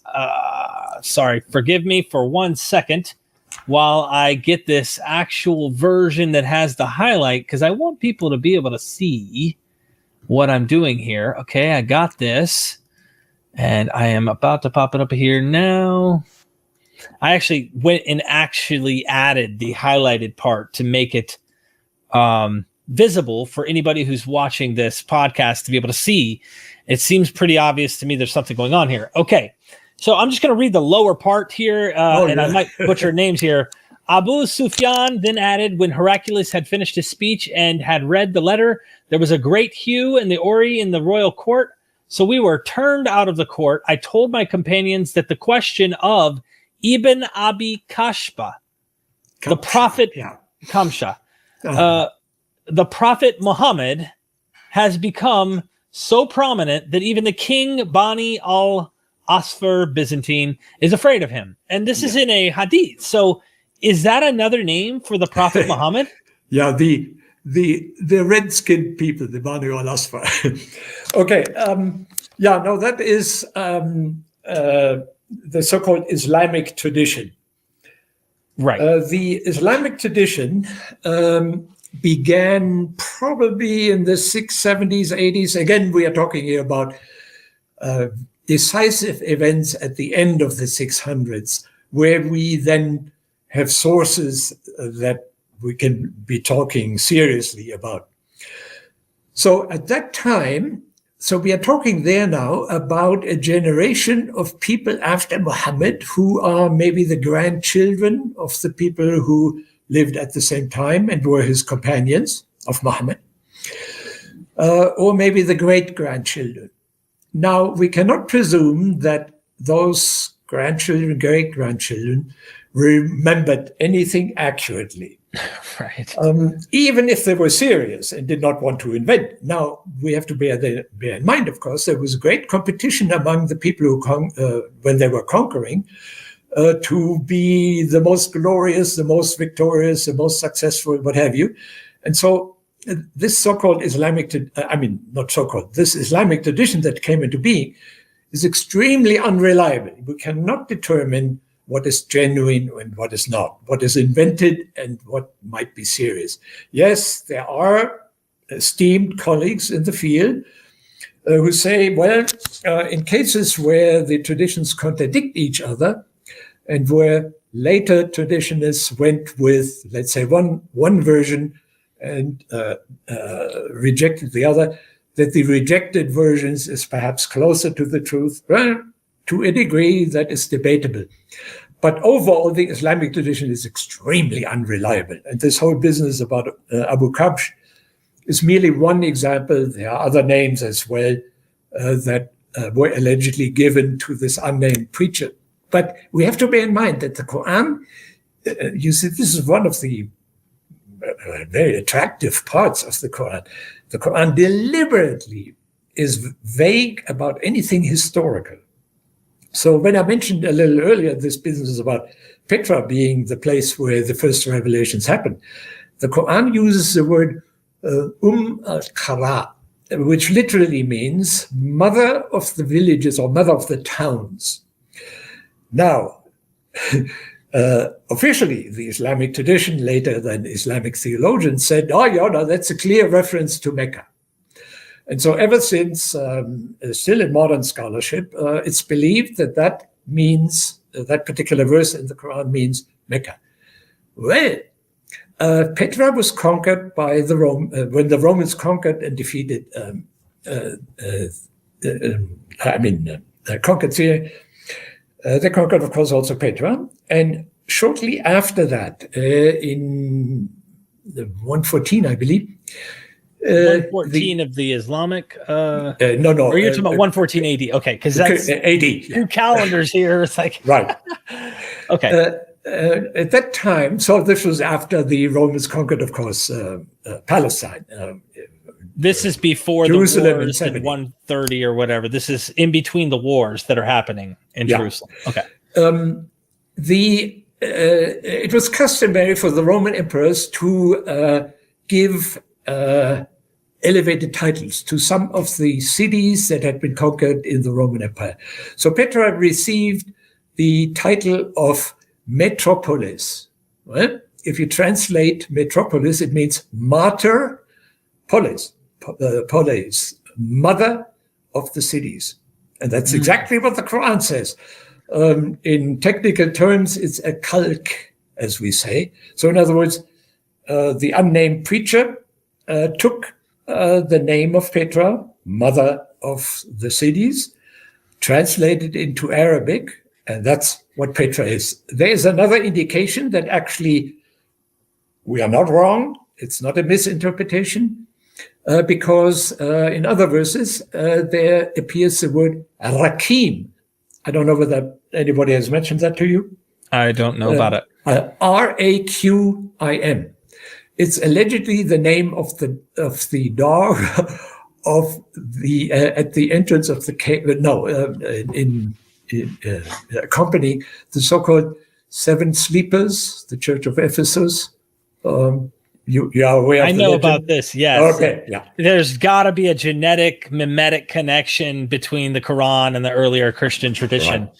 So the, in quotation marks, real cave is in Ephesus. So there we are, way north in Anatolia. There are indications that the Quran, as it exists, wanted to move the Seven Sleeper story to, or wanted to be known, it was probably already the case, that this particular cave was actually in Petra, or near Petra. And so Rakim is actually the name for Petra in Aramaic. So you have an indication here, because Rakim is mentioned in the Quran in conjunction with the cave in which the Seven Sleepers were, as part of the inscription of the names of the people who were in the cave. And unfortunately, there are Islamic scholars, Griffith, for example, who believe that this inscription scholarly, but de facto, Rakim was a well-known ancient name for Petra. So there you have another element that indicates that we are talking about the so-called peaceful Quran being revealed in what I call Madian or Palestina Tertia, until in 622 the preacher turned up in Medina, and ultimately then, in conjunction with the beginning conquest, took on the name Muhammad, the praised one. Ooh. So that would be the story. Amazing. Okay, last thing here, and then I just have a couple questions as I let you go here. Some people suggest Ibn Abi or Kasha, the word, is another form of the individual in Tabari, Volume 5. And if I may show that here, the first words there is obviously it's written in, it seems a different language in particular, the way it's pronouncing this.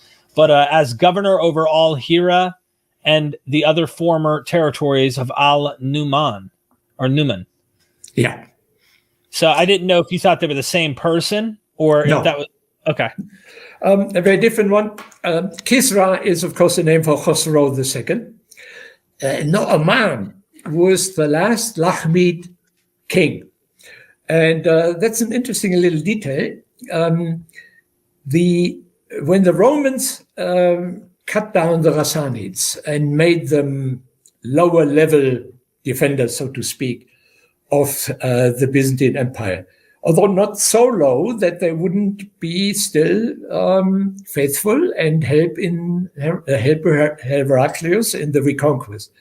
Okay, so when Khosrow saw that the Romans had done that to the Ghassanids, he decided, well, I don't need the Lakhmids either as kings there on my western border. They are pretentious anyway with the title king, so let me get rid of these guys as well. So he poisoned, or otherwise killed, we don't know exactly, Norman, who's mentioned in what you showed me, that particular passage in Tabari. And that happened in 602. The Lakhmids were outraged about this and went and immediately rose militarily against Khosrow. Took quite a while for Khosrow to be until he ultimately was able to defeat them. And it was only then in 610, so 8 years later, that he was quite successful. But then there was yet another Arab revolt. And in 610, they inflicted a defeat on the Persians, on the Ghassanids. That particular defeat is reported only in Tabari, so Islamic tradition. We are not absolutely sure. Tabari has to be read with extreme caution. So we don't know whether this uprising really occurred, or this victory by the Arabs over the Persians really happened. But Tabari, and then also a Christian source, actually, the Chronicle of Seerd, say this 610 was the beginning of the preaching career of the preacher in Mecca. In Medina.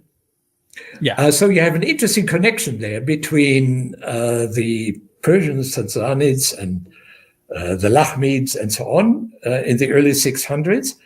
And the alleged beginning preaching career of this unnamed preacher in 610, allegedly in Mecca, but we don't know because we have proof of anything happening down there in Mecca, Medina, only in 622 when the Arab kingdom emerged. All right, so let's recap for a second. Okay. As there's no more images. There's just recapping. Okay. What we see is Christianity in its various forms. The wrestling point is on Jesus. I wish I had all these images I've used in Robert Hoyland episodes to pop up to get your thoughts on. And I've done this with Shoemaker, and I've done it with Michael Penn. And I really delete all of this stuff when I'm done. And then I, redo something for other scholars to get your thoughts. But what I understand is this, when I wrestle in my head, I've heard theories that people try to say, well, there was a version of Judaism or a Jewish Christianity that escaped when all that happened, kind of like what we see with the Ebionites, etc., right? And they survived all the way through history, all the way down to 7th century. And I'm thinking to myself, that's a little tough to accept. All the academics I talk to say, no, that's not the case. Most academics deny that outright. There's no Jewish Christianity that survives for 7 centuries down in. But I always ask myself, the Ishmaelites, those who are from Hagar or Hagarism, as Crone talks about, but the Hagars and the Jews together are like uniting under certain fronts, but Jesus is in the picture. And by this time, Jews don't seem, from what I understand historically, big fans of Jesus. In fact, he's blamed all throughout the Talmud for why the temple's destroyed. I mean, at least in certain locations, depends on the rabbi you talk to. Yeah. So I thought, why is Islam obsessed with having Jesus in the picture? I can't see how a Jew practicing Judaism would even venerate the guy or even bring him in. So it makes better entrance if I were to try and find a causality that it was some form of Christianity. Right. And there's even Fred Donner. I emailed him to try and get a hold of him. I haven't got a response yet. He has this hypothesis there's multiple monotheistic groups that are probably under one umbrella or something. Yeah. What do you think of that? What do you think of some of this stuff? Hoyland is very skeptical, and in fact, most of the people in the field Donner developed a thesis in 1994, actually already, which is actually built on, are you familiar with the Yehuda Nevo, who wrote an important study? I of have early not. Islam? Okay. He's dead now, so you cannot interview him. But Donner developed the thesis according to which these years of 640, roughly, let's say, or 638, the end of the Arab conquest, to, well, we were then talking about the end of the 600s, which is this big black hole, so to speak, where we don't have any Arab sources and where we have to rely on the Christian sources.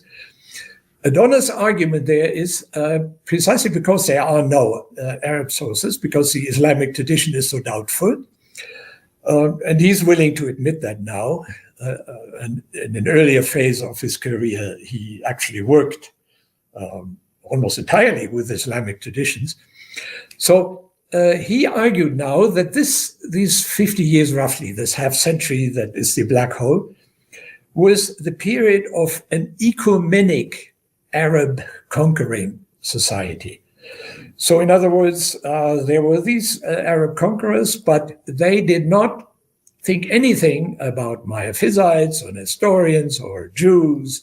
Right. They simply let all of these communities practice their religion freely. They enrolled them even, no questions asked, in their army and administration. All they required was to recognize the caliph and to subscribe to the idea of the unity of God, the oneness of God, which of course then ultimately was the central thesis in the Quran. But there is no proof for it. We don't know. There is no source. Yes, the conquering Arabs made freely use of Christians and Jews who wanted to participate in the administration, or in the case of Christians, the Ghassanids in the army. And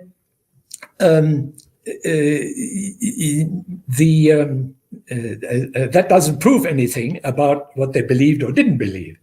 And in fact, you see, there are, in my opinion, there are very important details which one can prove. I'm thinking of 3 examples that I just demonstrated stand against this idea of ecumenicism, I guess one would have to call it. Not at all. There were fierce confessional clashes during this time. So the Umayyads, who eventually emerged in the mid 600s, participated lustily in all of these discussions about who Jesus was. Was he divine? Was he not? Was he put on the cross or not? So everybody at that time was sort of vaguely of the opinion that the Arabs were some sort of Christians. John of Damascus in the early part of the 700s was still of the opinion that they were Christians, but heretical. So that was sort of the gist of it in the 600s. And Donner, I don't think did very well. And actually, this thesis has not gotten very far. Shoemaker is a great supporter of the thesis of the ecumenic form, but he is very concerned to make this whole Arab conquest eschatological end-time empire, so to speak, sound like it is a logical evolution of jihad, which is doubtful in my opinion. But yeah, so rather than it being like the way it seemed was, and I'm painting it in my head that they were united. They were united at first. They got along. Everybody's under the umbrella. We're going to go conquer Jerusalem against these what we call Orthodox Christians, but they have a Trinitarian. There's all sorts of stuff going on, and they're like, no, we're going together. And there is some strange things that I thought were interesting. Maybe you interpret the data differently. Is like there are tombs facing Jerusalem. There are, from what I understand, even the prayer was facing Jerusalem initially, and that changed later. Like this is this idea that, and this gets into that question I asked them, if you don't mind addressing some of these facing Jerusalem ideas, but also just one caveat I want to add to that is the idea is that they're getting along, they're facing Jerusalem, they have a mission together, and then something happens in this community where now they have friction. So the Islamic narrative has Muhammad die in 632. And I've actually had Muslims engage and go, why would you say 632? Why would you say later than 632? Our Islamic sources say he died in 632. And I'm like, well, should we trust those or not? And the question is, are there Christian sources that seem to say he was alive during the conquest of Jerusalem? Was Muhammad alive? This has been like a recent discussion I've had on some of the episodes. There's like 11 or 12 sources. What some of them are probably later, like you said, but is this they were united under the front, and even Muhammad was going to lead them as this apocalyptic figure, thinking we're going to rebuild, and this is going to like bring the empire idea, as Shoemaker talks about, that's going to cause the greatest empire, and God's going to come down from heaven, and it's going to establish heaven on earth and the whole nine. That's what I had in mind when I was interviewing them, but you make me want to get a whole new canvas and like get a brush and like repaint it, starting from theological disputes within Christian communities. I don't know. There's so many questions I have. It's just, where do we go? Yeah. Okay. So since we are coming to the end of our discussion now, the whole question of the direction of prayer hangs together, of course, with the whole idea. Is Mecca the place where the center of it all is, or is Jerusalem this place? And that was a debate that took place in the 600s, and it culminated actually then in the period between 685 and 705, which is the period of Abd al-Malik, the famous caliph. And it is under this caliph where we have the first inklings, really, of Islam, the famous inscriptions in the Dome of the Rock. Mm-hmm. So, yes, controversies about is really Mecca the center, or is Jerusalem the center? And that was carried out then in the course of the 700s. In fact, you see, it was even unsettled in 750, and that's the main reason why the Umayyads were overthrown. Because the party that emerged at that time, the revolution in Iraq and Iran, and which brought the Abbasids to power, was a revolution to make Mecca the center. And the whole negativity that the Abbasids then subsequently developed towards the Umayyads.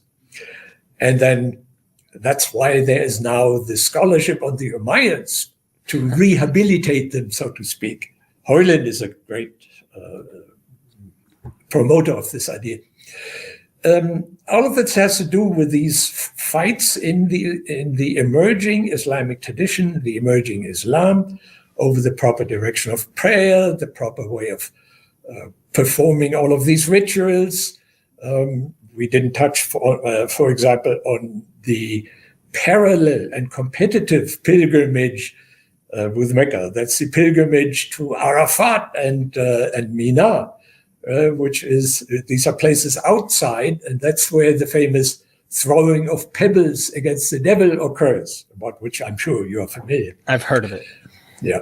So these are all elements that belong into this long struggle, which then evolved once Abd al-Malik was beginning to create the institutions that we call, okay, that's Islam then, in around 700. Man, I can't tell you how much I want you to have. I definitely want you to come back, Dr. von Sivers. What? I really enjoyed this. And for those who don't know, be sure, please go check out the video. You want to hear the lecture he gives. This is at BYU Kennedy Center. Really, really interesting. Just getting into this. I like your approach. It's very hands-on, and it kind of puts the focus on what was really going on at the moment. It's not this satellite view guessing game of, are these Ebionite Christians who, no, this is like what's going on the ground at the time. And please go check out his academia.edu website. If there were any final words you'd like to tell our audience before we go, because I want you to come back. I don't want to burn this bridge. Okay. Well, what I want to say is, keep reading the Quran, keep believing in the Quran, but become aware that jihad in the Quran is a relatively minor segment, mostly in the beginning of the Quran, and not accidentally, by the way, in surahs 8 and 9. But the rest is peaceful preaching, and it's not conquest. And so when it became conquest, it was a conquest to make Islam superior among all other religions. That's what the Quran says explicitly. So it's not the Arabs who should be victorious, but it's the faith that should be superior to the others. And it's also not proselytizing, because if you conquer, you cannot proselytize easily. You subject people, you don't preach to them. But the most of the Quran is actually preaching peacefully prior to 622. And I assume it began already in the early 600s or thereabouts in, as I said, Madiano, Palestina, Turcia, so way northwest in Petra. That's what perhaps Muslims who are open to rethinking their faith should think about. So I'm not attacking the Quran at all. It is a very important scripture, but I read it for reading about, what is it? What I should do with my life when I have to think tomorrow is the end of it. Well, we are in a political situation, by the way, where the world can end, and where we have to think about a tactical nuclear bomb exploding over Warsaw, perhaps, and nuclear stuff raining over all of Europe. We don't know. The end of the world is not something that we can easily dismiss as a thing that will not happen.